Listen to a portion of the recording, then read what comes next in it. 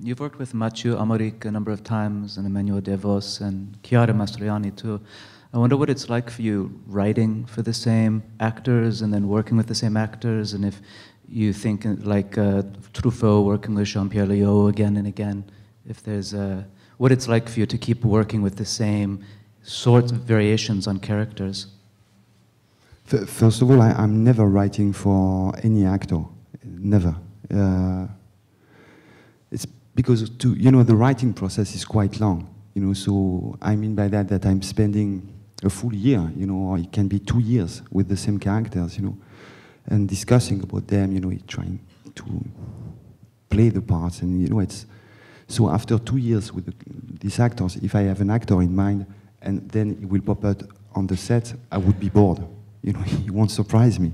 And plus, I would restrain my writing, for the letter, I would say, come on, I won't give these lines to Mathieu because it's too long, it's too odd, it's too complex to be interpreted, So I'm trying to write role parts which can't be played, and after that, I call them and say, by the way, I wrote something that all the actors would refuse. Could you act this part, if you please, and And after that, I can notice that, is it a silly answer, but France is not that big.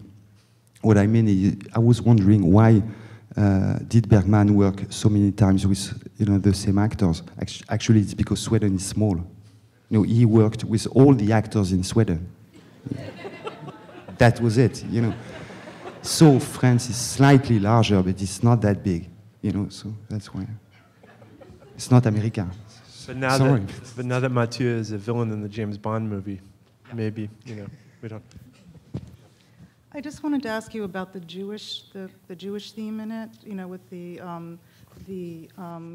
when Catherine Deneuve says "Mon petit juif," it's kind of like a surprise, and then you see this kind of rug on the sofa that has Hebrew letters on it, and then the girlfriend is Jewish, and then later in the movie the father says mitzvah, and all of a sudden it all comes together, and you realize that he's Jewish. Just to talk about the Jewish piece in it. To me, the father was, he's a Catholic saying mitzvah, and his daughter is saying, but why do you say mitzvah? And you can't translate, a mitzvah is a mitzvah. I mean, even if you're Catholic, a mitzvah is still a mitzvah. I mean, we don't have other words to express that expression,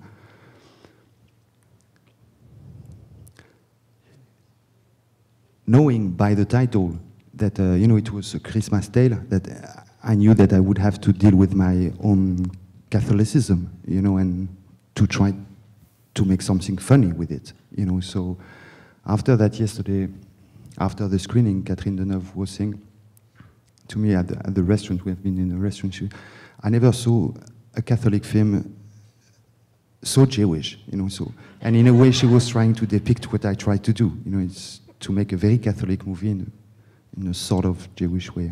Yeah, but there is a small jokes here and there, but I think they are meaningful. I hope they are meaningful.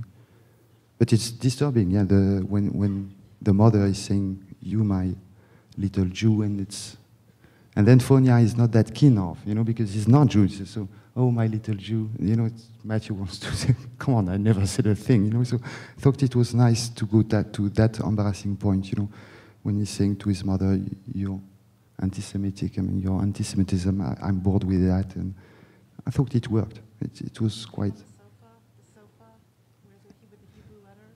Yeah, it's a wonderful Iranian thing with some verses of the Bible written on it, from some Jewish workers in Iran, I thought it was nice. It's... Plus, odd details like an Easter movie in Christmas, 10 comments, and we have some rhymes here and there.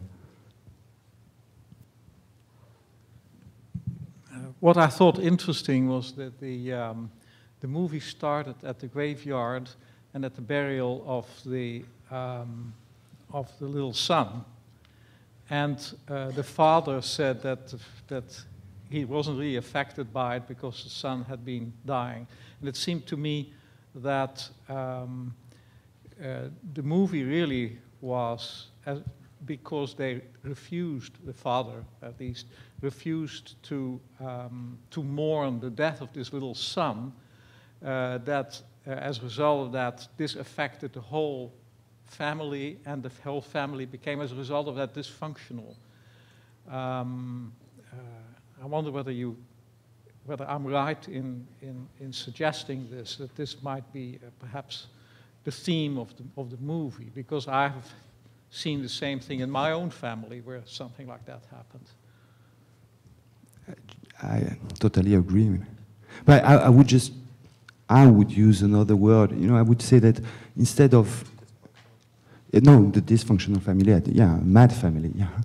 I would say, yeah, that in the opening scene, I'm not that sure that he's refusing the mourning, but I could say that he's contesting the mourning. Or the sorrow, excuse, because of my pronunciation, you can't understand the word. I mean S-O-R-R-O-W. How do you pronounce it? Sorrow. Yeah, but I pronounced it like the American philosopher, so I'm not able to pronounce it properly. American philosophers pronounce it differently? I don't know. I think we all, no, we all agree on this. Sorrow, you know, it's a pretty... So, you know, in common, I mean, it's just like a cliche, you know, the idea that tears are priceless, that we are learning a lot from tears and that we'll never learn anything from a laugh or from a burp. You know, I think it's immoral.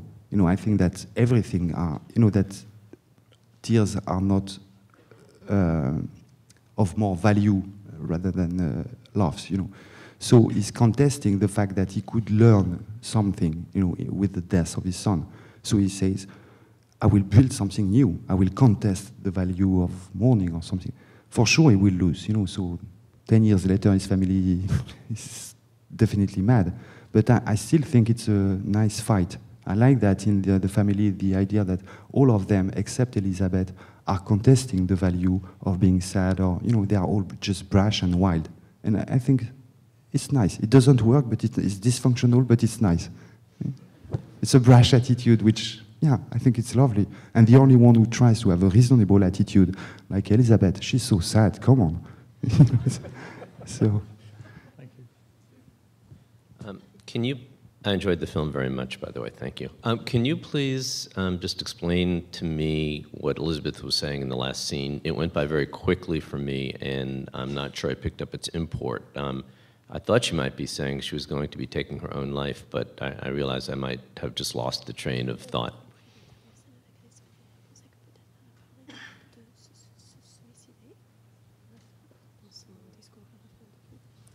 It's the Puck's line, you know, at the end of the Midsummer Night Dream. If we shadows, we... You know, I don't remember exactly the quotation. Yeah, that's it, yeah. If we shadows have offended, I mean, we just did a show, and so we just hope that we entertain you with our wilderness, and that's it. And she's leaving the screen.